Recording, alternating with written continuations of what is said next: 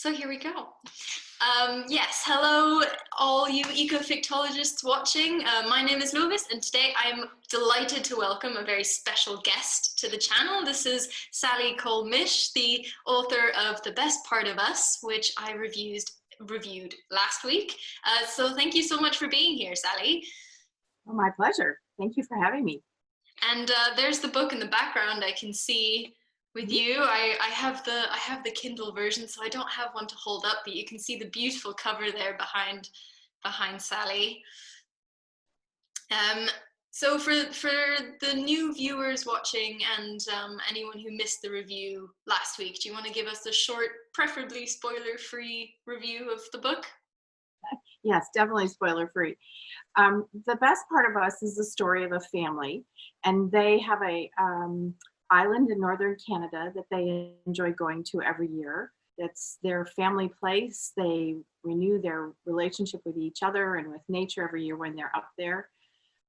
It's a bond with nature, with family, with friends on the lake. It's a place where Beth, the protagonist, is particularly at home. And when she's an intrepid explorer, when she finds Ojibwe relics on the island, she is so excited to show this to her friends, some of which are Ojibwe down at the other end. But other people in the family panic and are afraid that then their rights to the island will be questioned.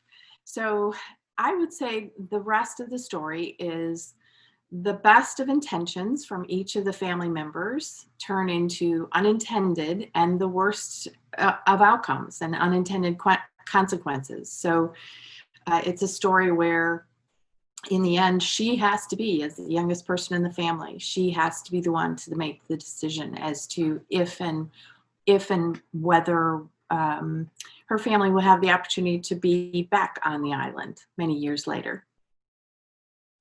Great. And I mean, when your publisher reached out to me and asked me whether I wanted to read it and potentially interview you, she described it as a sort of where the crawdads sing for the Great Lakes region. I was like, that sounds excellent. I am in. I hope you enjoyed the review I did last week. I hope I did the book justice. Oh, I had a really good time reading it.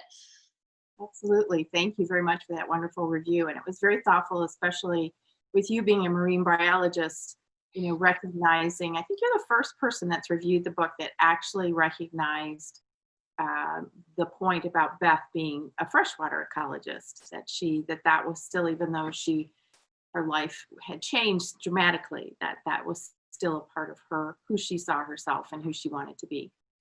For sure, I think the experiences we have when we're younger factor into so many decisions that we make later. I mean, I definitely was very much influenced by being at the coast and going to the Monterey Bay Aquarium and the love of the ocean that my mother passed on to me, and just that definitely made the decision for me when I was like 8. So And it really makes you think too about the children today, as far as everyone's spending time in nature because that's the only way they can right now.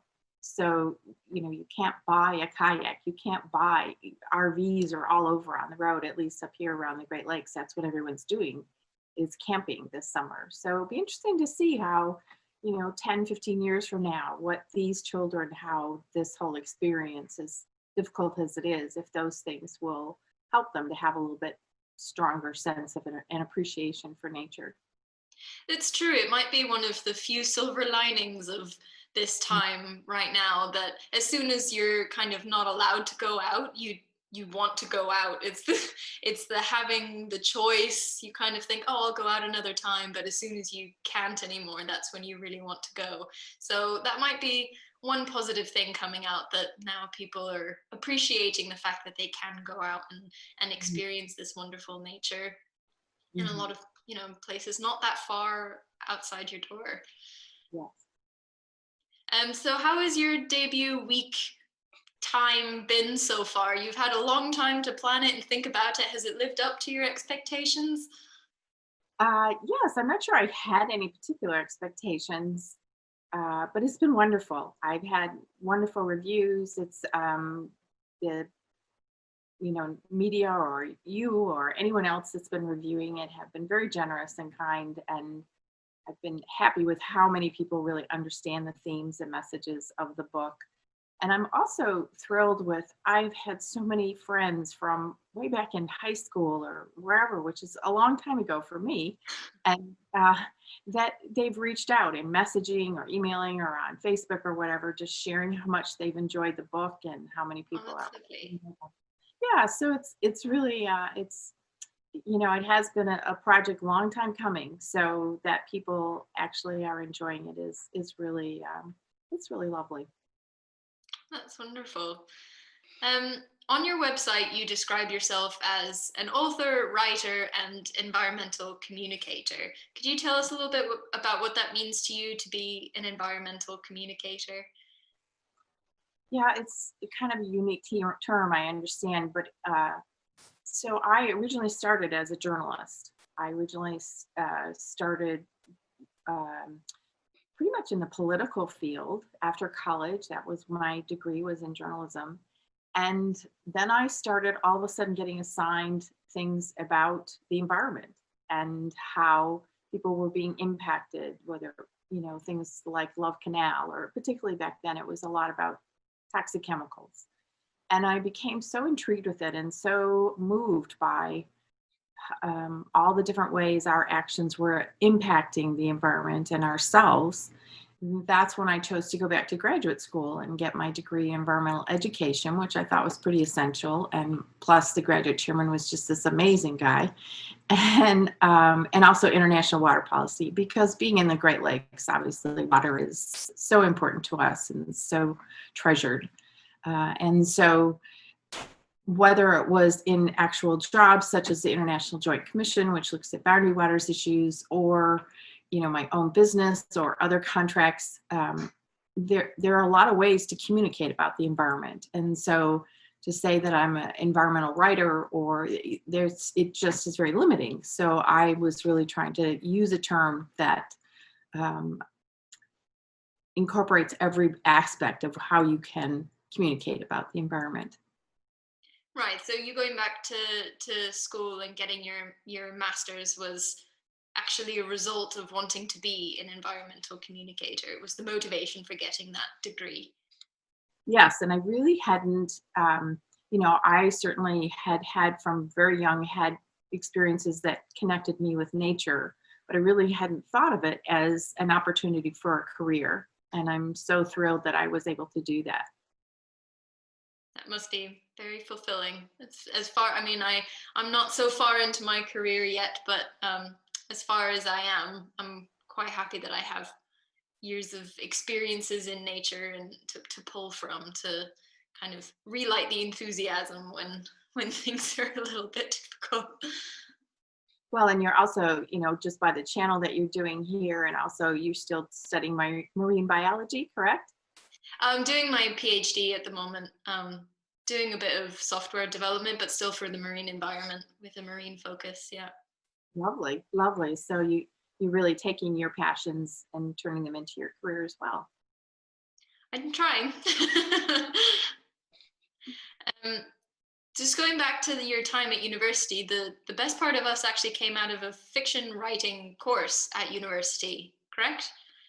Yes. So I had been in the nonfiction journalism, environmental science world for virtually my whole career. And a friend of mine invited me to do a memoir class, which, is obviously still nonfiction, but listening to other people's stories, just started thinking about imagination and how do we reflect stories and our experiences. And so a friend of mine kind of challenged me to take this Stanford online writing master certificate program, which was amazing. It was 3 years. It was really intense. It was people from several different countries, and we all, of course, read and discussed each other's. Our professors were just phenomenal. And so I had a fairly complete first draft by the end of that. And then, for a couple of years, that was done in 2016. And then after that, I kept working on it, had friends and beta readers, and was fortunate enough to find my publisher at a writers conference in 2018. So it's been a long, long process. So the best part of us actually started as a memoir based on your own experiences out in nature and in that area, in the Great Lakes area? No, so the professors at Stanford really suggest to you pick one thing that grounds the story that you know well, whether it's a character, it's the plot itself, or a setting. And so for me, because I knew from the very beginning, I wanted this book to try and connect people to nature, wanted to take the voices and the messages that I use in my own profession and try and turn it into fiction. I wanted to pick a setting that I knew really well. And this is one I know, even though I haven't been there in 20 years, this is a setting I can close my eyes and see every bit of it right now and smell it and hear it. So it's just stayed with you. Yeah. Yep. And your switch from nonfiction and your environmental writing and your journalism to writing fiction, what do you think that fiction has that nonfiction doesn't have? What does it bring to the reader or to the audience that nonfiction maybe doesn't? I think that what I'm finding is from the folks that are responding to me, and particularly old and new friends, is, as you said last week in your review, you might have been upset if this area was damaged, trees burned, whatever. Now you would be devastated. Yeah. And that emotional connection, because I think if they be emotion, and so many people have said this to me in their responses, oh, this makes me remember the lake that my family went to when I was 10 and we did this and this and this. And so that is what's so valuable, right? Is that they are remembering that connection that they have with nature, and hopefully then take it from there. And that's usually what I try and ask them next is, so where do you have that connection with nature now? To try and help them to recognize the value of it, whether it's during these difficult pandemic times or just generally, where do they want to go when they're on vacation? Are they going to national parks? Are they going to an urban city? How are they connecting with nature in their daily lives or on vacations? And in the acknowledgement section at the end of your book, you mentioned that the whole purpose of writing the book was to make people try and think about these things. Where did we have these unique connections with nature and also with other people, but then also make the step of, okay, well, now what am I going to do to protect those places, because most of them are under threat,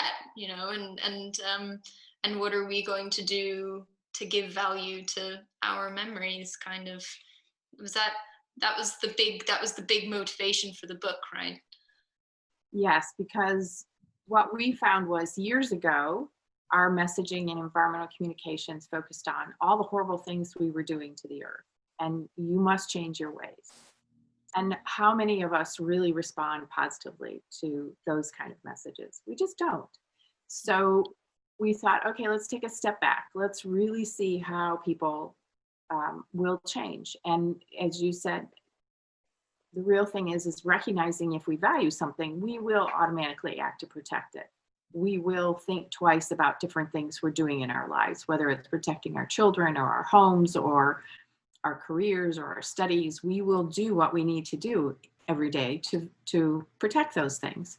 So that was really important of trying to get that message across in this book, and trying to help people to see how interconnected we are with nature, and that it is a living, breathing thing around us, each thing having its own life, right? It's, the spider growing in my kitchen window is having a full and complete life, the same as I am. And so when you start to look at it that way, then you start to have that kind of valuing system that allows you to step back and say, okay, maybe it's not here just for my purpose. It's here as an entity in itself, and worthy of respect and valuing and protecting.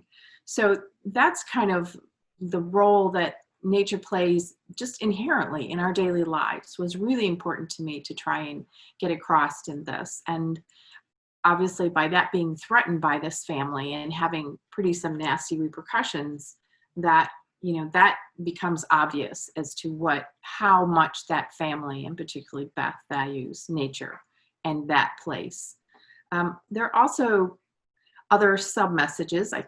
I think that the story is a cautionary tale about secrets, and what happens when you keep them or you don't address issues. I think that it also, one of the things I was really trying to do was have a range of characters so that you see someone who is really nervous about being in nature and not comfortable with it, which is at the one end of the spectrum, and that would be one particular character. And then all the way to the other end, who is more connected and inherently part of nature than Native Americans or Indigenous. And so that was an easy choice for me, as well as in that setting, the Ojibwe First Nations that is where they live, around the Great Lakes Basin, but in particular in that area too. So I wanted to be true to reality, and that is a very strong part of where they are. And so when I looked also at Beth's personal life and her choices, I thought about that sometimes the only way to get to our future is to return to our past and make those difficult choices and take those chances. But at the same time, what's essential to you, if nature is essential to you, it can't be buried or lost. We will find a way to go out and be in nature and connect with it one way or another, even if we live in an urban area and we love listening to the morning doves, or or we watch a beautiful sunset. There are ways to still connect with nature no matter where we are. So that was kind of the whole range of messages and themes that I was trying to get across in the story. And I think the book did it beautifully. I definitely felt very connected to that place, even though I've never been there. And it made me want to go out. I mean, I live in Scotland, so I have lots and lots of beautiful landscape and wilderness and coastline and everything, and it just made me want to go outside and see it and be part of it. Yeah. Do you ever feel like we as a society, I suppose, are losing this connection to nature? Do you think that we don't value it anymore as much as we used to, or as much as we should? Well, I think some part of our societies are being forced into it because of climate change, and they're recognizing that that because of climate change, we are creating a natural world that is unlivable for us. The point isn't whether, if we continue on our current path and climate change, it's not the earth that will disappear, it's us, right? And other animals, unfortunately, that we will cause to become extinct. So I think some parts of society are being forced into those changes, and luckily we are intelligent people with a good sense of technology, and hopefully we will figure things out and have the kind of support structures, politically or otherwise, that will help us to make those changes. But we are running out of time, obviously, and all that from eco-fiction and all those different issues we're facing. I also would say that I see, certainly in my child and in other people, I think that the education that children have had now, compared to what certainly my generation and the one after it had, education about the environment and the impacts we have on it, are pretty consistent and pretty obvious. And so I think your generation is moving, you have an automatic understanding of how we are impacting the environment in ways that people, when I grew up, had no sense of that. And so that kind of, that encourages me, that you will consider that when you're voting or in your daily actions, that you will push for products that aren't clothed in plastic, all those different things that can make a difference. For sure. I definitely try and at least acknowledge it or include it in my decision-making processes. Do I really need to buy that avocado from Costa Rica, or can I do without it? Because unfortunately in Scotland you can get like carrots and potatoes, but otherwise everything comes from elsewhere. Yeah, I certainly get that living in northern part of North America. The winters are, yeah, kind of, you have to buy from other places. Yeah. Here. Yeah. But it's something I didn't used to think about so much, and now I'm thinking about it more, checking where things come from, but it's once you start thinking about it, it just snowballs, and everything suddenly is more complex and kind of caught up in this web of our own making, really. Yes, yes. But isn't it exciting? I see just even on my social media, all these new products of laundry detergent that's no longer wrapped in a plastic jar, and all these new products that are being created that actually do respect and have sustainable practices to their packaging or even the product itself. For sure, there's a massive push, especially in the last few years. I've noticed it more and more, and that is very encouraging.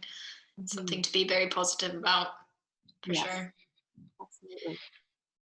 You mentioned that I've been talking on the channel a lot about ecofiction and all the different issues that it can represent, because ecofiction is so cross genre, really, and it can make you see a different perspective on various issues. Were you aware of the term ecofiction before writing your book, or did you come across it when you were marketing the book, or when was it only recently that you heard about it? I think mm, I've been a longtime fan of Barbara Kingsolver, and I think her books, all the way back to Prodigal Summer, they have a certain sense of eco-fiction. Nature is always part of her stories in one way or the other. So I've always been, whether it's her or Ann Patchett, or there are just so many beautiful writers that always incorporate fiction in there. So I think it's interesting how it's really come to the forefront now. And while Amazon or whatever doesn't include it in their metadata or something, like I couldn't call this an ecofiction book even though I wanted to. Really? No, they don't have that category, which was very frustrating. That's a shame, isn't it? Yeah, but it's getting there. I think particularly the success of Where the Crawdad Sings, I think really changed the corporate writing environment and publishing environment as far as seeing it as possibly a marketable type of writing that it hasn't in the past. Interesting. That would be very cool, because right now it is a fairly niche genre still. Probably most people are still unaware of the term ecofiction. They might have heard different versions of it, eco literature or climate fiction or anything in between. But as you say, you don't generally go into a bookstore and see a shelf marked ecofiction or environmental fiction. Sometimes there's like a specialty shelf that has that, but it's not kind of the staple in every bookstore, unfortunately. Right, right.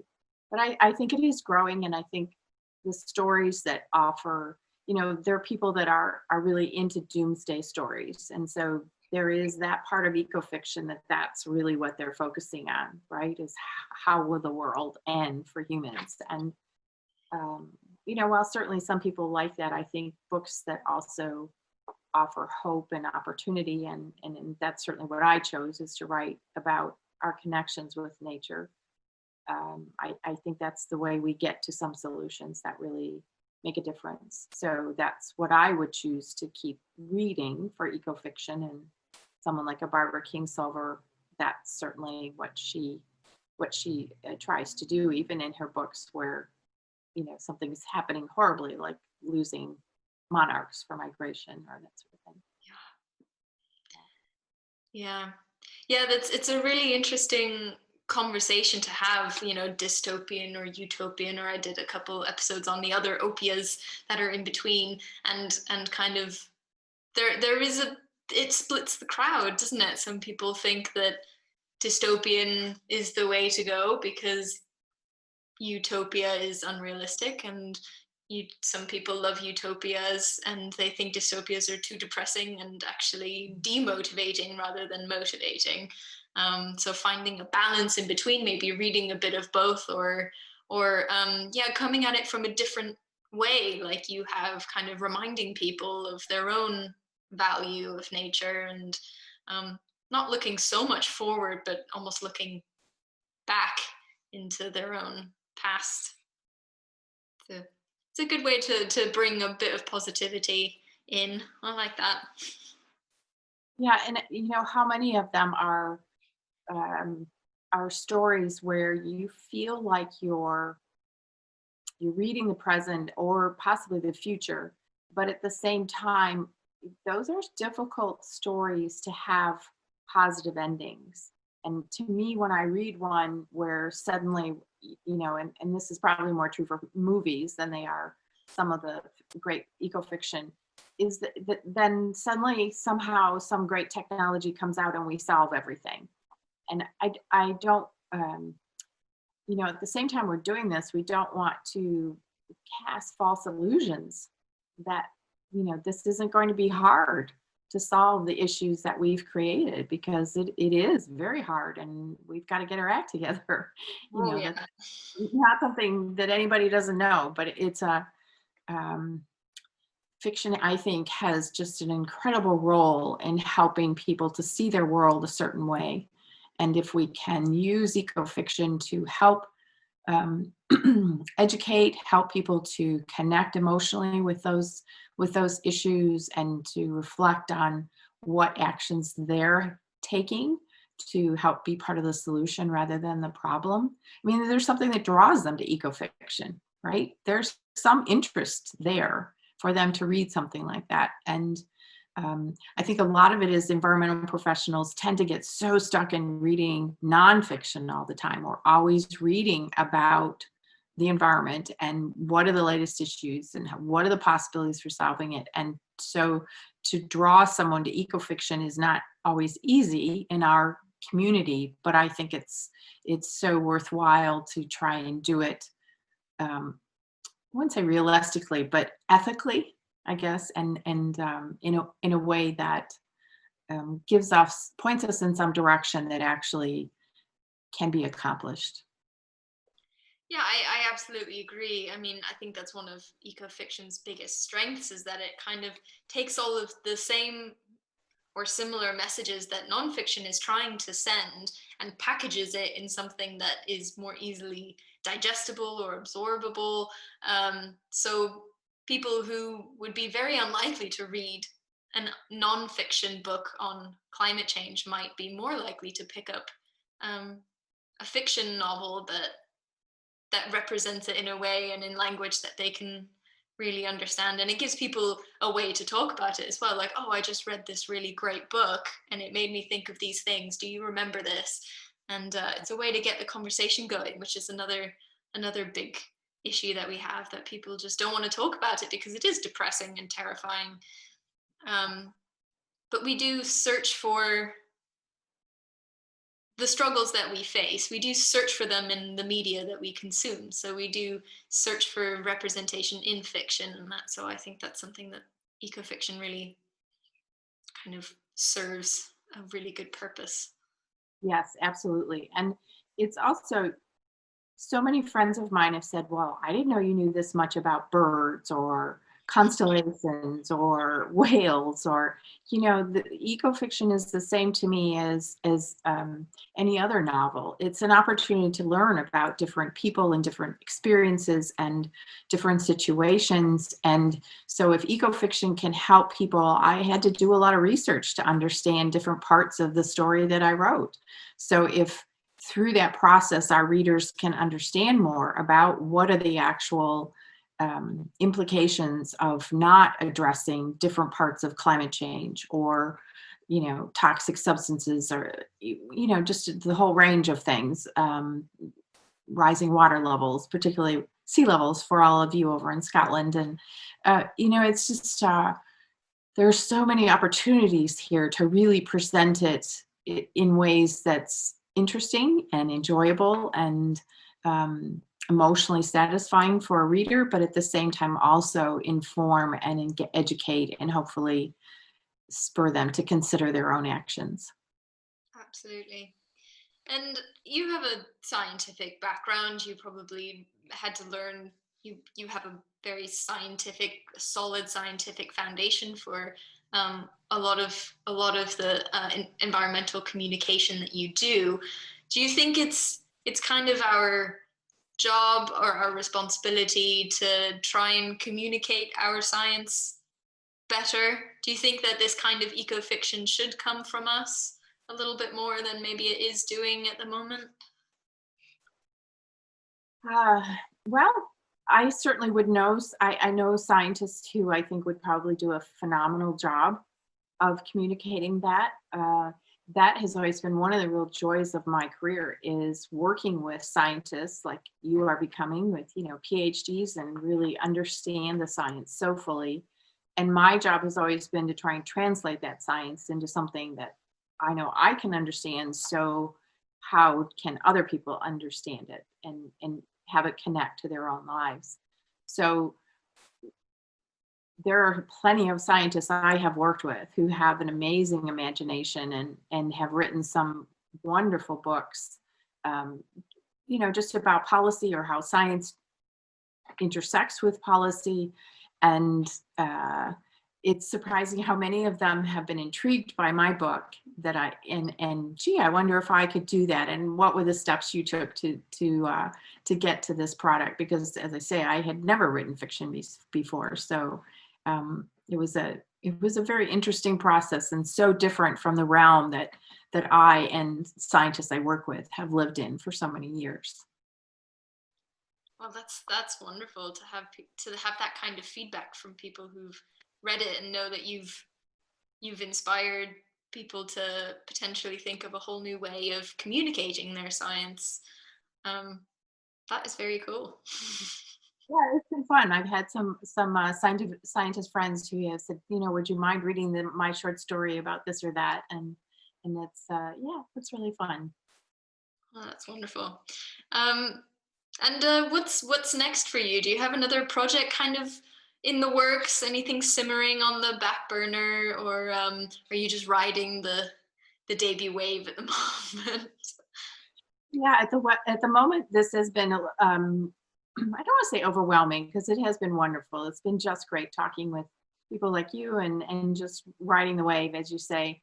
Um, it, I have written different things and thinking about, okay, if I have readers who enjoyed this story, how could I then take them to the next step of a true eco-fiction book as far as tackling some particular topics related to the environment. I don't know. I'm just kind of keep playing at this moment, and we'll see where it takes me. And still working in my regular job too, so I just keep plugging along. Well, I'm sure I speak for everyone when we hope you keep plugging along because we want to read the next one. Thank you so much. I really appreciate that. And that about actually wraps us up in terms of the questions that I had for you. Did you have anything you wanted to add? Where can people find the best part of us and more information about you? Where can they pick up a copy of this book? Sure. So the best part of us is available pretty much wherever books are sold. Ordering them is the easiest way. There are some bookstores, particularly in the States and Canada, who have it in stock, but probably online. I always encourage, I'm not sure in Scotland if you have Bookshop or IndieBound, but I'm always trying to encourage people to support independent bookstores if you have one there. Or those are two particular websites that support independent bookstores in particular. They can also go and order online through my website and learn more about the book and learn about a little bit about me and about some of the reviews and information that have been coming in about the book. And that would be at my website, which is Sally Cole Misch.com. Excellent. And I will put that link down at the bottom in the description as well. So everybody, they have no excuse. They definitely they know the way to find you and to find the book and be able to pick it up and read it themselves. Did you have any remaining questions for me while I have you? Oh, I'd love to talk about your career and what your interests are for hours, but I, I know you can't. But thank you so much. I've really enjoyed this conversation. It's been lovely talking to you, and thank you so much for taking time to to be on the channel and talk to me. And I hope it's okay if anybody reaches out to me with questions for you, that I can send them along and get those connect people to you, so that you can continue to inspire Awesome. lots of people to pick up the book and maybe write something themselves. Of course, of course. Be happy to talk with anyone. Okay, well, yes, as I said, I think I speak for everybody when we wish you the best of luck continuing to ride this debut wave, and we look forward to seeing what you do next. And thank you so much again, and I'll see you next week, Ecofictologists.